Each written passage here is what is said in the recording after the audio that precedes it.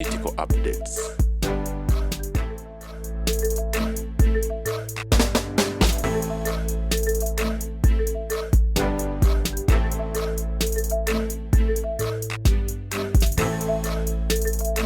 When you have amagezi amazale logi chikulwanguyira tiko bus engudo za bus bazigaba routes kati kumasakoko nembala kusinga ko global era yakala kuparalyzing transport terrorist akwata ya bus satunale kazidi ekikumi president yagandi bali bagala kuba bali ambizi muntu agala kuba bali ambizi the oldest poko joint is found in Wandege. One of the biggest mosques is also found in Wandege. Have you ever seen these people fighting? Ugandans are tolerant by nature. Anthony's in Nevoke de Yasoko Kuba te digide case era ne balumba digida. Uruna kurumu kurubya sebowa ziriba gwanika yira bajja kwati. Era mubajjanja bulungi bwe balwala batubulireko tubajjanja. They have information. Nze nazayi motoka yaabwe tuwisego ya government ezange za taxi nezi parking nga manyi bagenda kulumba transport. Why? Abatakisi batula begatte initiative kisakana abagana nenaluiso nawandika ebbaluwa bategeera in an organized taxi organization tebajja kutunda buno buuma buchekinga bigugu era bwe buli mu stock. That's why they attack a bus with the minimum casualties and they attack a digida mugulubu kati mulinda mukasoma bali bamaze okusoma speech ya president bolu malo gisoma ndibamanya katubirawo speech ya president yali egambye nga opening up economy. Yes, they know mulinde kani political authoritative amasomero nnadamu kagenda kwata omuliro wa fire extinguisher kubanga bamanyi the business in Uganda tetambula. These are poor people okujja kongo kiba impose nzeko lwampaka ndi passengers benefits zalagawo tebakyazikola abantu ba mochazira bamu motoka mwezirira bazitukwatira aliwa nze bazinkwatira nga sisibye lukoba nja kulekera program yo Tamale anti siku defendinga I have been arrested for belts several times anti tujjate kuli nedda Tamale tetujja kulimba tugende mpola tombuza speed governor kube motoka yange si ya speed governor eyange si ya speed governor nedda don't divert me omali Tamale kyesikiriziganya nakyo kwe kugamba nti nze bwe nakugamba then you ngotisa ntojja kudekawo aniko bakwatira emishipi yagwawo genda mpola tugende mpola bakwatira mushipi anti mwami Tamale nawe saagala otandike conspiracy theories nga gozi vumirira wano owuliriza kugamba listen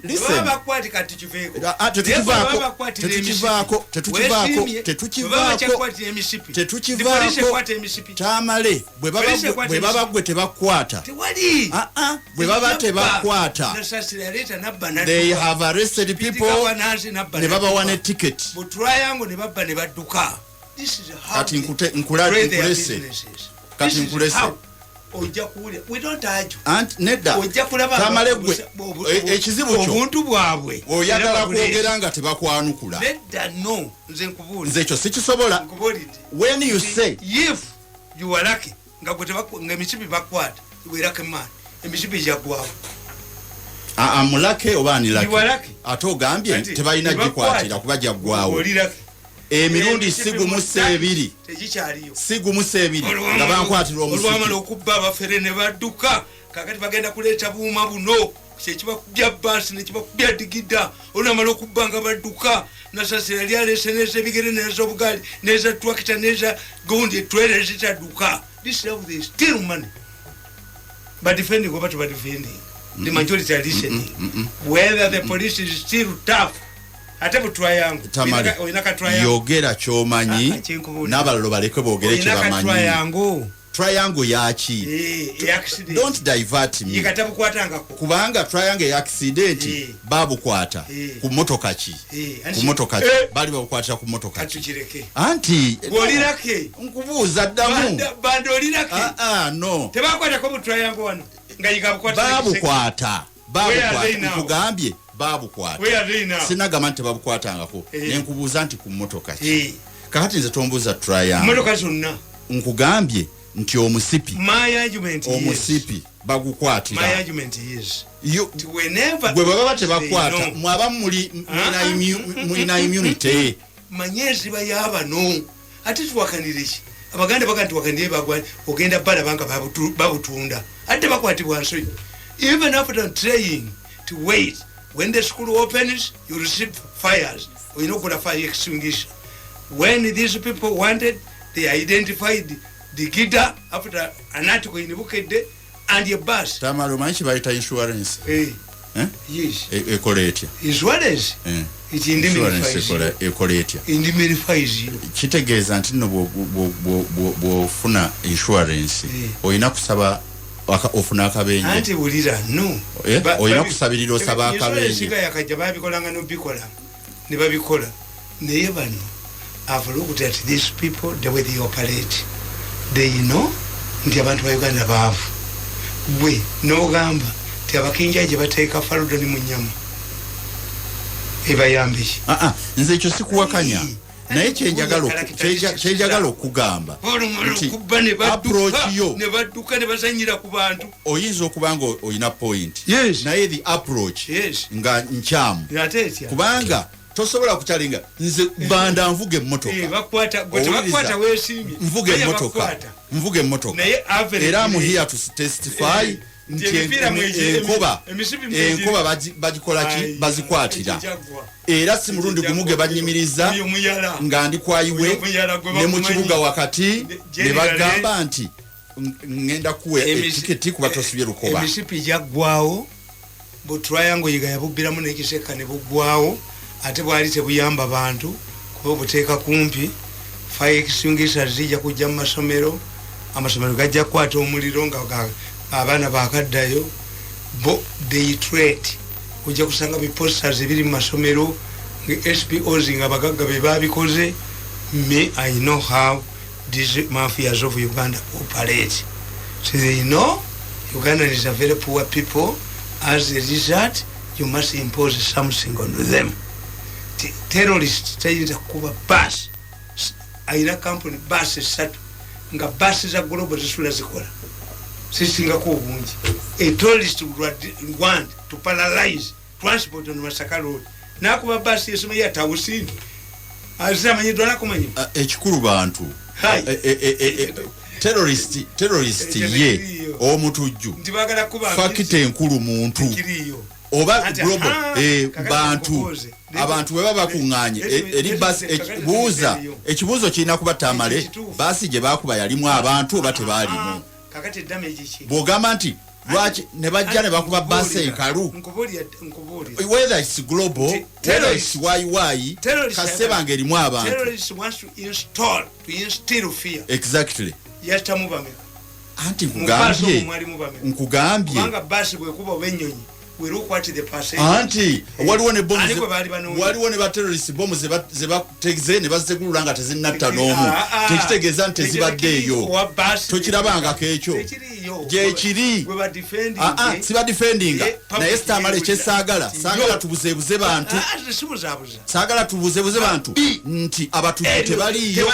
I'm not defending anyone naye bw'ogamba nti tewaliiyo batujju bw'ogamba nti teriyo batujju atoli ku mulamwa kubanga mu ensi yonna ejjudde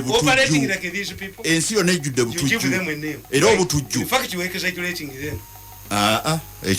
ate ekyo kyosobola eno gurupu y'abatemu who are hired to kill. Fine. Bwe baba nga batemu bali hired to kill. Okay. Genda ku Tamale Mirundi official nkola game. Kakati yabayo. Tumwebaze nga planning to kill. bwe babanga batujju abali bakatumba wamala mpuliriza abali batana mpuliriza exactly bwe babanga they are hired to kill ekyo nakyo kika kya butujju that is ekyo kika kya butujju terrorism alina ebika ebyenjawulo n'obwo n'ekyo kika kya butujju hired to kill over what hired to kill ng'ekigendererwa kiri ki bamuvunana terrorism tali bweru is terrorism a serious offense in our countries government bavunana terrorism alina kuvundira mu terrorism is defined by each country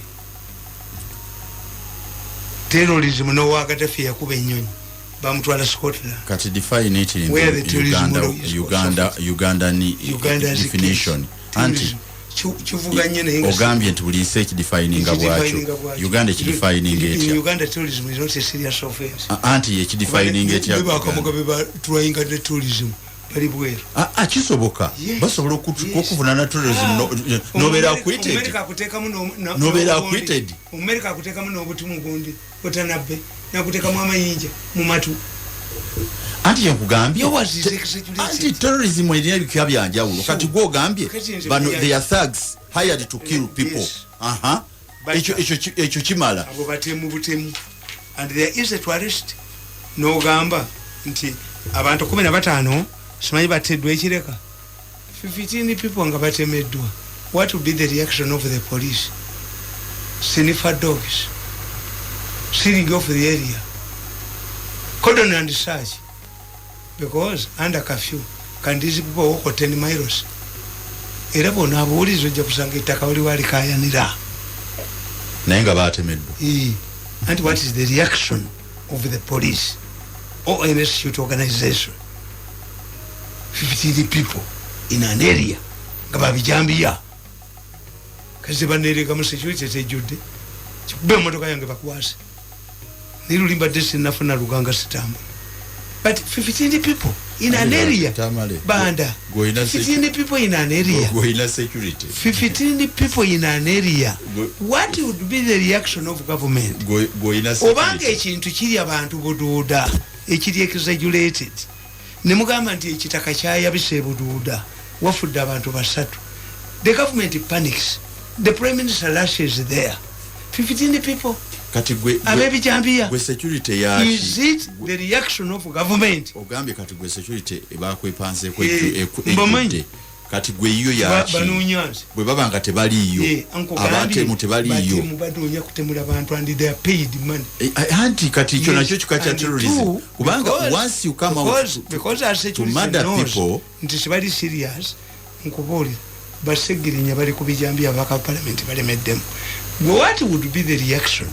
of the people nkubolidde tibomufuna buduuda gwe munali amusente everybody rushes to buduuda but who has gone ndabya mawulire agative who has gone which public rallies have been taken place in that area sniffer dogs because you can sit down and see nebe batemi what do they share in common have you been there anti nkubulira zindiwe security nkubulira the reaction ya government njagala ku bantu 15 nga batemeddwa nga ekitaka ekiri nomo ekintu kimulira mu sente nga kyessa abantu basatu buduuda anti kyemvambuuza nange nti kyogamba nti polisi tennagendayo anti gwobuuza reaction ya polisi nga batemeddwa anti polisi tennagendayo cordon and search these are bijambia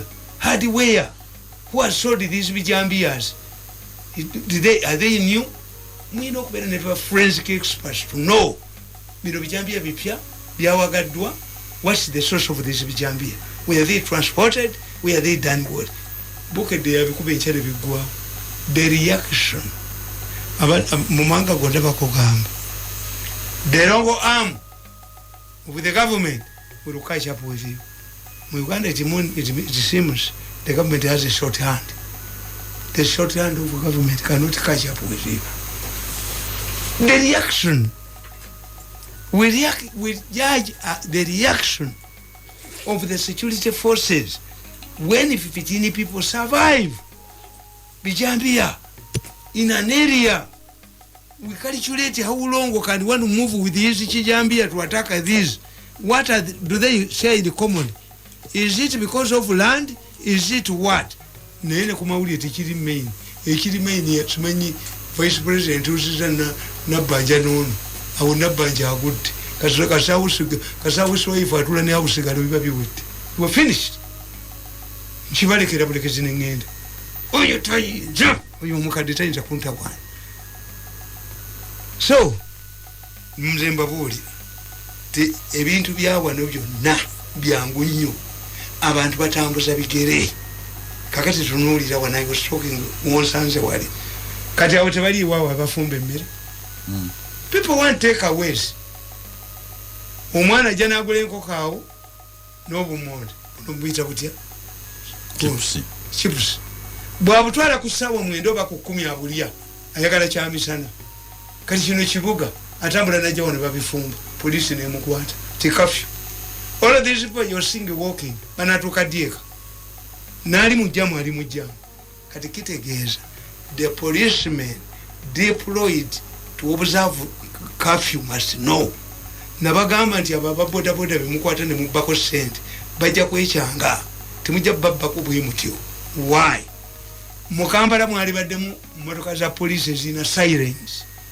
ubugombe sawa 12 akagombere kavuga egindi negindi owa boda nategera kati bando yine sawa ku mukono yino kuwesi kati zikiza kiri kiwayogera many Ugandans don't move with these watches nebo bayita wano why tetuna timing kakati mwana wa boda yine sawa ategera nti ziweze 12 singazo wera 12 ategera kakati singazo sawa emu bayina amasimu telisimu etaliko sawa bayina obudde bwabyo kyogamba omwazi nyitaite abasiramu tebawulira mwazi tamale kyobogamba tebayina budde bwebyo tebayina buvunanyizibwa obwo kakati kubanga tetubadde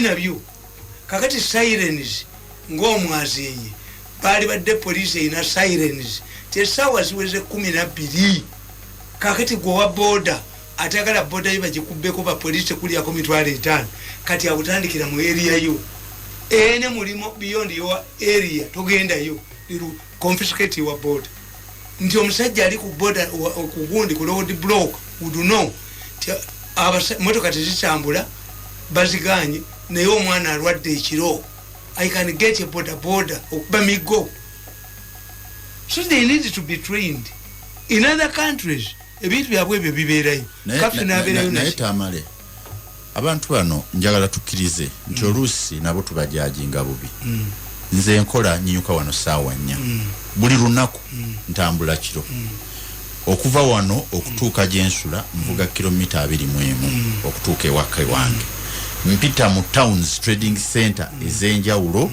nga ntandika nene yaffe ya Martin Road okutuuka lwentuuka ewaka ne ku kkubo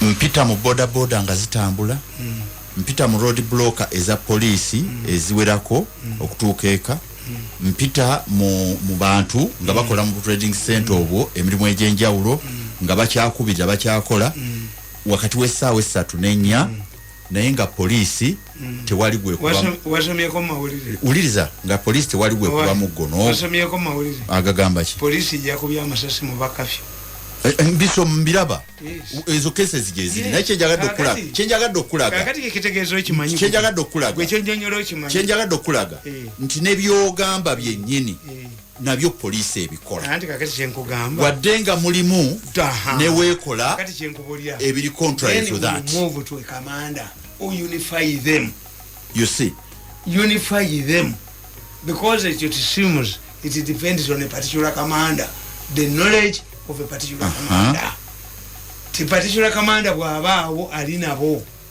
ategeera neba kubya abantu abayitawo abatwala abalwadde mu ddwaliro kitegeeza it must be percolate kasinja asomesa abantu police ebeera baba bali ku duty babeere ne formula emu I agree nti you see get cases nti omukazi Museveni tabagambangako nti mukuba batwala omukazi mu ddwaliro. It leaves you a real way to explain nti onatwala mwana mu ddwaliro anatwala kolaki onatwala kolaki ate okitegeera. So there we agree. Ekyo kikkiriza nti in some places kati nga ggwe omanyi kankubuulize kati gwe bande bayinza okuba nga bakumanyi ssebo temukwatako naye ate weyise nolaba nga bakeke era nze soogerera nze tebankwata kubanga nze kyanjawulo ekyange naye njogerera abalala beeraba abatalinze bebatakwata ate nga n'abasirikale balaba babayitamu. We should not depend on the mood of an area commander. The police should issue national guidelines. How do you treat a person at night? Can he explain? Kwa kakati tugeze omwana wa boda yagenze ekajansi n'ogimugirako ku mukaaga naye nga weekasubi. How do you expect him to walk? And they are there. Boda nyingi zipakizi ate nze kyemba tyako ti abo abaana bebataba na birimu begulidde boda zaabwe bayina ebyokukola kasito zikwata n'ozibajjako ye emitwalo 5 agijjewa. Naye kati bo bubaka kiboolina eribbo kati obwa poliisi bwolina eri poliisi tubuwulidde ate bo aba boda n'abantu abalala abeesulirayo ogwa naggamba n'obutassaamu buvunaanyizibwa kubanga kino ekimu kikwata ne ku bulamu bwabwe. Kati nze Mirundi nga ndi muserikale wa poliisi nensanga omuwa boda mubuuza where do you stay bwangamba nti nsula kasubi but why are you heading to Kajansi? You not be able to go back and come back. 2, if I'm at a roadblock I observe oyina masiki oyina sanitizer because kirinyezo as long as he has this the time does not matter much. Be a time nyezo jirelaxingamu nebyo binabiina kakati bwobabuuza ti most of the boda zimukwata ku baana abo bo masiki zimbamusekebedde oba muli interested bayina ne bannaabwe ababoda essaawa bazikwata bwe bati nga kisiibo ne batandika oziyola mu kibuga ne bateeka ku piika naye okkiriza nti waliwo abantu bakiwaji nga ye mumenyi w'amateeka nti amagye gaffe gayina discipline y'amaanyi tewuli abajasi batta ali siriyo naye bali alarming. Anti kyenkubuuza nti ekyo kyokikkiriza nti abantu baffe bangi bayina impunity y'amaanyi mu kumenya amateeka. Baleeta eddembe kankubuulire nina ekkomera lye nakyalira gye buvuddeko nensaba okuinteractingako n'abasibe nayogera n'abasibe we namala nenjogera n'ababakuuma aba prisoners naye ekimu ku bye nazuula era bwe nakomawo wano ku mpewo nakyogera nazuula nti waliyo abasibe mu covid ono gwe twogerako be bakwata mu bya covid nga bali mu kkomera naye nga baluddeyo nnyo tebannalaba balamuzi kitegeeza nti n'ekiseera kye ne bwe bandibadde bamusibye nti ekibonezo kyayitako dda era bwe nakomawo nagamba nti pulezidenti nga bwe yalagira ne basonyiwa ababooda babaddize pikibi zaabwe ne bano akole ki abasonywe naye ku misango emirala egyo gya covid ku misango emirala be na interactinga nabo nga bakubuulira nze nakola kino nze baŋŋamba mpayiriza kino nze nkola kino kakati omusajja aba prison baŋŋamba abamu benayogera nabo ne baŋŋamba naye minisita katukubuulire naffe abasajja abo batukwasa ekisa naye oluusi bakwasa ekisa n'owulira ng'otuuse wookoma waliwo abasiba abo boolaba abo kweje emisango emirala egitali gino gyogamba egya covid bamuta wiiki eno wiiki eddako ne bamukomyawo omuntu omu n'omulaba nga n'ekibonezo kye kiggwako bwe kiggwako waddayo n'azza omusango gwe gumu era ne bamukola ki waliwo abantu abazza emisango nga ye kyafuuka kya lulango. It is true kambabuulize mu psychology mulimu obulwadde obukwata omuntu n'ayagala ekibi n'akimanyira tugeze akola mu kayuka state council yamanyira dda nebomugamba bamuleeteramu emmere naga nti munyongere nessupu nakuba nennoga tulako ebweru owa booda ye yamanyira gwasitudde gwaweta bwati nakuba emmotoka nemulinnya nadduka abasimi b'ebinnya abo abakola mu mainizi ekirombe bwe kitta bawandiikawo abalala bana abasajja bakubirwa ku bizimbe enkya bajjula so ekikola gyakugamba kakatulaba eruzira tuyina ebintu bibiri tuyina kye tuyita the police service ne police force Uganda Armed Forces kakati police service kitegeeza ti oyo omusajja aliyo ayina PhD ayogerera prison yayina PhD oyinza zisanga nga basoma mu human rights ekitegeeza eruzira bwostadingayo waliyo kati abasibe bebakwata nga wali sente z'omuntu ebbanja people don't want to pay wali abali azamanya nga buli myezi mukaga nga gondisa nima kakati chikundu teyabeerayo nalema okusasula miliyoni 5 nga buli bamusibe ekyo kye bamusibe yes gundi ono bawa mukyala Amiria teyalemerayo namalako kubanga ne bwe banakwata they will put you there kati it is in your interest okukirira no serving emyezi 6 ekibonerezo n'okimala even if they declare you bankrupt ugenda kwesimambia bufuzi so because of the good conditions abazungu bali bakoze ekomera nga bali fudde mbuze ekogga niyo nagisanga kitalya mmere onokiwaki kikitalya narufenya okufenya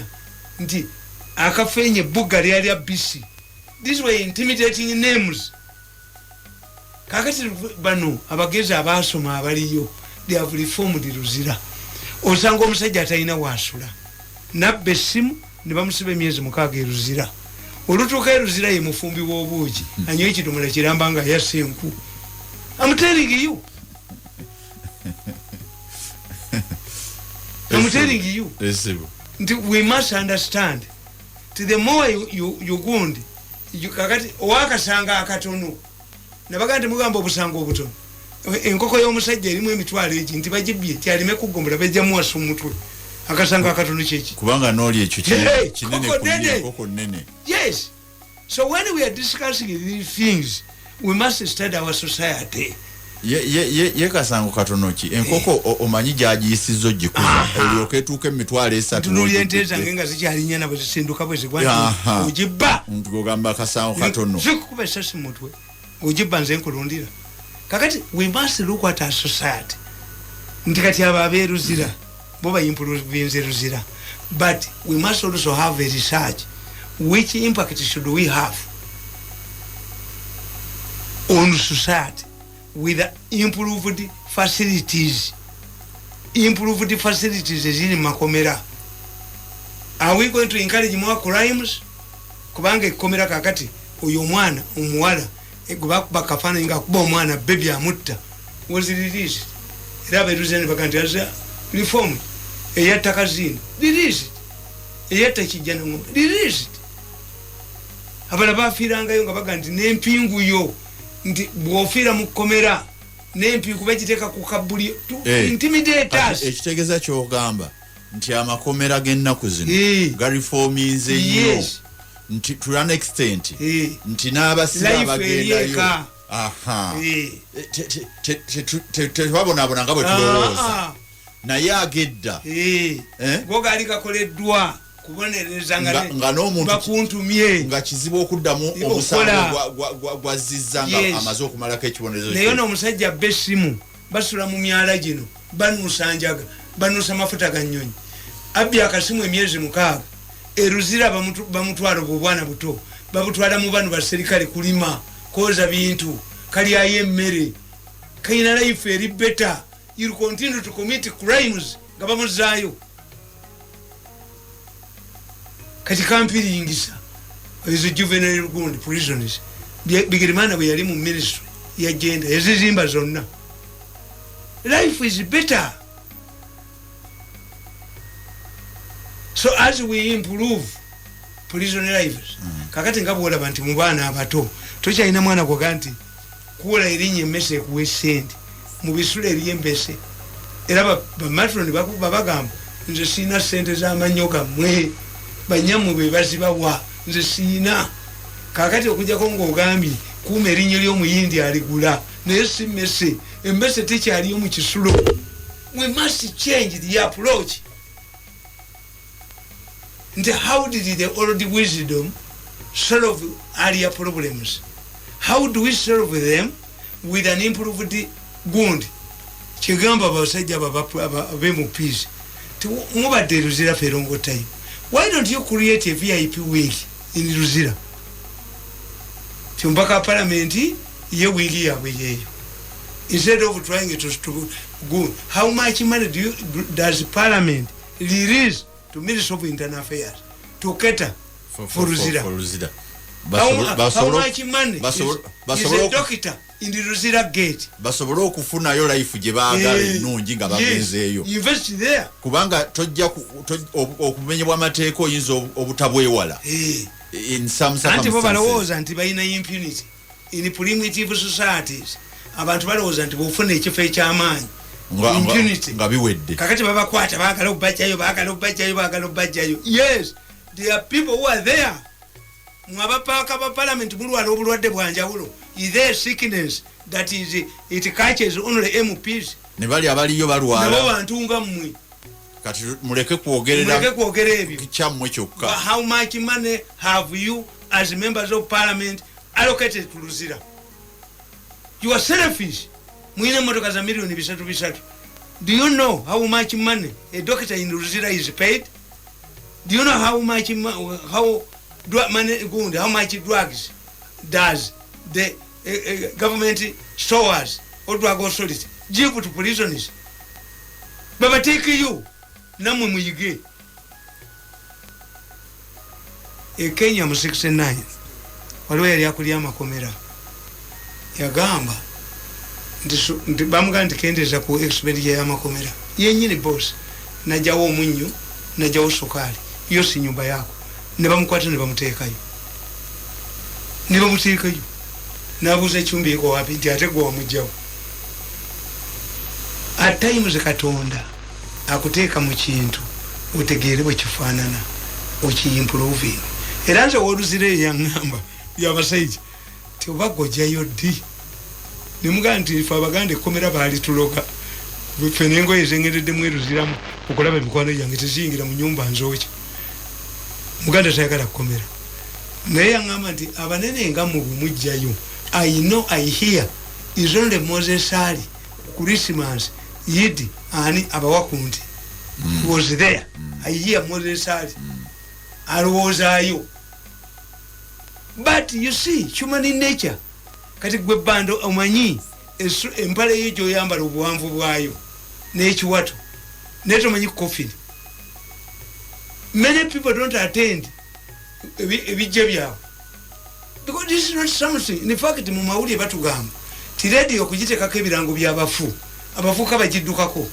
Younger people don't want na wano mu Uganda wano mwemuli ekifo ng'ekato gye batunda coffin eziri ku luguudo nga balinga balowooza nti n'okufa banakuddu. Yes, ne batafa. People don't want to be reminded about death unless one of you dies. Ndizo olunaku lumu nagenda twagenda okujja omulambo wa muggwanika ng'abasajja b'omuggwanika emirambo bagikuba n'embooko ndaba kino ekikudde ku munne waakyo ne bagajjanga okugire mu firiigi nolaba egisirisa amanyi nolaba ki. So how many times do we go to these places when we are still in power? The first thing you do bamwe special diet n'abaliyo bantu nga ggwe. Era nze mpulira ababaka ba parliament aboogera ennaku zino bagamba kale omubaka wa parliament omulamba ne bamukola bwe batyo. What about a medical doctor? Mpulira bagamba gundi abasomesa ba arts bo tebabawa ssente abalamula nti akalulu kabadde kalungi president oba kabi president aveeko ba doctor oba basoma arts. Do you believe that in Japan they don't have lawyers? Neba nebagenda ne babalimba abasomesa ba chemistry babazudde ebintu baliwa kubamba laba ba chemistry abaaki basomesa. What have they produced? So the issue is not knowledge on science. The issue is money for research. You think about a Japanese is a mechanical engineer. Don't they have medical doctors? Have you ever seen a Japanese prime minister being referred to Britain or USA for medical treatment, meaning there is nobody cause munsi. It depends on the level of development of your society. Baba limba bulimba olokuba government ekyokuwa abantu bonna sente esosolamu aba science mutulake impekeze bakoze kakati bwe baba bazimba VIP wingi eruzira VIP inakufaanana ekyo eba kizimbe ke bafaana ye inakubeeranga fe abantu ababulijjo nga tetugiyingiramu ebeera specifically for them nti bwogenda nga oli VIP nga bakuteeka discriminative. Once you were criminal. A criminal is intended to embarrass you. Olutuuka eruzira babatwala babiri nosama n'omuntu gw'otalowoozangako bwe kye bakugamba kiri kimu, you lost your status. Nti akadooko mufuti mubajeke yayogerako nga basiramu banne bamututteyo nti abba ebintu by'obusiraamu omutamivu ke yali avaako teriyo ka microphone ka VIP, teriyo kadooko ka VIP. Kubanga nawulira ow'ebyamakomera naye annyonnyola bw'ati ng'agamba nti ffe abasibe bwe batuuka wano bonna treatment yeki yemu kakati abaagala status eri special esinziira ku ki bakyusa etteeka balina okukyusa tteeka balina okuleeta etteeka nekiri kye mbatenda okunnyonnyola ti when the president says that he has pardoned these people tayogerera mu mawulire. The minister in charge of the presidency writes a letter to the Attorney General. The Attorney General writes an instrument directing the Luzira people to release them. Bajja baba buuza gye bujja. President awulirira mu mpapula. Naye bano ndowooza nakyo be yana kibasomesa mu public service. Kati minister in charge of the presidency bw'aba tabadde mu meeting who will deliver this information. You know chipping. Yes. The president, these people don't operate on pronouncements, on statements by the president. It must be put in an illegal instrument. Ekitegeeza president wamala okuwa ekiragiro ekyo. Yes. Line minister yaba avunaanyizibwa okubutakiteeka mu nkola obukiteeka mu nkola. Tebabimanyi. Gwe tulina okunenya. Tebabimanyi. President aba akoze ogugwe. Yes.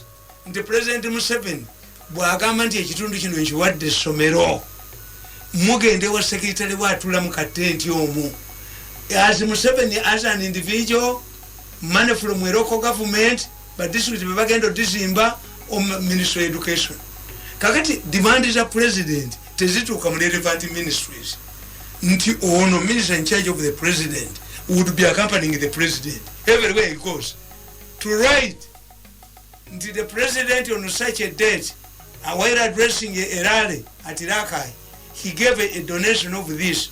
Kati ate bamutya ye bwali badde bamubuuza muzeeyi essomero lyotonye gwe ngakaguta essomero lyotonye lya local government yegenda okukwata ku conditional grants essomero lyotonye lya Ministry of Education yegenda odizimba lya local government nekivayo nga kirikiri kati bana abantu tebategeera ti omugaso gw'abatuula mu katenti kano akakayiro ke balwanira ennyo mwe mutuula basekretarizi be.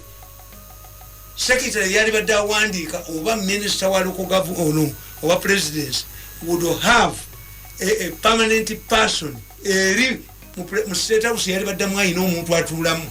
Kati ye n'akisitula n'akitwala mu ministry oba mu kitongole ekiba kivunaanyizibwa. Eruzira man cannot mujabba mubuuza eruzira man cannot operate on newspaper articles on the pronouncements of the president.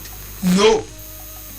Ne bwaba yamuwulidde nga ne ku TV amulaba ne kategori yaabo nti bagambye baaki emisango egyo girina okubanga kagijjeeyo bali abakooti esobola erina okufulumya list who are charged with this. All this must be done by the minister in charge of the presidency. Tebabibayigiriza tebabimanyi ne bwe bagenda mu orientation bwe bagenda mu indictment gundi mu misomo egyo egyokubatendeka egyobatandikako tebabibasomesa. Buli negamba nti the only tax, local tax, the person who can allow you to collect a local tax is the Minister of Local Government. Eje emichomo biki masimu biki kakati wa local government tabimanyi olaba oyo magezi yakanti buli LC1 netubazibwe stamp gwaliozerabyeko naye mufunye inductions mufunye orientation mufunye eki kuba tubiwulira nga batandika tebibayamba bwe bagenda eri basoma birala tebagendayo bafuna bakulya sente kakati oyogedde ku kya local revenue compose ezo emyaka ndowooza nga 2 emabega Museveni yayogedde ebintu byebimu wawandikamu n'akatabo nabino byebagambye mu wino akagamba nti emisolo Museveni gye yajjawo emisolo Museveni gye yajjawo kati ndaba yabizeemu byebyo ekitegeeza nti bikyaliwo bye yajjawo biremeddewo Museveni yagamba kati yabize abali mu katale bayita electoral commission nebawandiika abakoleramu ku midaala gyabwe ne bafuuka ba voters ne bagenda ng'ennamboole ne balonda obukulembeze bwabwe constitution ya Uganda yagaana omuntu yenna mu Uganda okufuga abantu nga talondeddwa. It was not implemented. Why? These people, the RDCs, benefit from obuvuyo tibwowino bwetabeera wero managed mubeera mu faction buli omwe mutwalira sente ba minister buli omwe walimu emutwalira sente. Why don't they implement this? Chokola nzina bikolanga mu obutabu Museveni ebisolo gye yajjawo yagamba nti abantu banumba ku muchomo na kuno kutendalinga. This is why when you say market nti bazimbye market embizinya Kereziya bwegiteeka mu negimproving esabe sente balakalukaya omuntu ayina zino sente ezikula kiremu ayo ekyobunyama obwo abalala babaokera bogeze batunde asobola kusasula renti nti mukola akatale kewandegeya mukateekemu abennyanja ey'emitwalo 3 kande manage kakati ekyebuuzibwa bw'aba abizeemu kuba bino byetwogera byajo kati era tibigenda kubeera implement binaabeera implemented oba abizeemu n'enkola mpya nti abatakisi bwe bazze okwegatta Museveni before elections yawandiika ebbaluwa n'abaga mugatta mugende n'abawutoda mubeebuuzeeko njagala ekibiina kimu ekya takisi. Museveni wants unity okubayambiramu ekibiina ono RCC wa Kampala yasooka nekimulema nebakiddamu ne minisita n'akiddamu kyalemi. Why? Bamanyi nti ano buli omu yenna minisita waliwo oyo minisita wa state oyo mufere nnyo ayina mu kafaction ke RCC ayina mu kafaction ke kati bwogende nakasero mu katale abagisu be basingamu RCC wa Kampala mugisu. Yes.